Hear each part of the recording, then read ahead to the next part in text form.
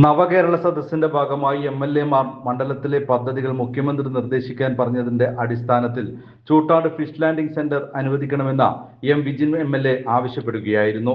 ഇതിന്റെ അടിസ്ഥാനത്തിലാണ് Choottad Mancha fish landing centre നിർമ്മിക്കുന്നതിന് 5 കോടി രൂപ സംസ്ഥാന സർക്കാർ അനുവദിച്ചത്. ദീർഘനാളുകളായി മത്സ്യത്തൊഴിലാളികളുടെയും തീരദേശവാസികളുടെയും പ്രധാന ആവശ്യമാണ് മത്സ്യബന്ധനത്തിന് ശേഷം ബോട്ടുകൾ കരക്കടുപ്പിക്കാൻ ഫിഷ് ലാൻഡിംഗ് സെന്റർ വേണമെന്നത്. കാലവർഷത്തിൽ കടലാക്രമണം രൂക്ഷമായാൽ കടൽ തീരത്തോട് മത്സ്യബന്ധനയാനങ്ങൾ അടുപ്പിക്കാൻ ഏറെ പ്രയാസമാണ്. പദ്ധതി യാഥാർത്ഥ്യമാകുന്നതോടുകൂടി ഇതിന് പരിഹാരമാകും.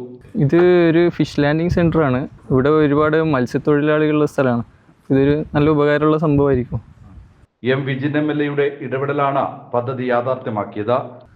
പുതിയങ്ങാടിയിലെ ജനങ്ങളുടെ ഏറെക്കാലത്തെ ആഗ്രഹമായിരുന്നു ഇവിടെ ഒരു ഫിഷ് ലാൻഡിംഗ് സെൻറ്റർ വേണമെന്നുള്ളത്. കല്യാശ്ശേരിയുടെ ജനകീയ എംഎൽഎ എം വിജിൻ്റെ ഇടപെടലാണ് ഇത് യാഥാർത്ഥ്യമാക്കുന്നത്. ഇതിൻ്റെ പ്രവൃത്തി ഇതിനകം ആരംഭിച്ചു കഴിഞ്ഞു. എത്രയും പെട്ടെന്ന് ഇത് പൂർത്തിയാകട്ടെ എന്നാണ് പറയാനുള്ളത്. ക്യാമറമാൻ പ്രണവ് പെരുവാമ്പയോടൊപ്പം നികേഷ് താവും, നെറ്റ്വർക്ക് ന്യൂസ്.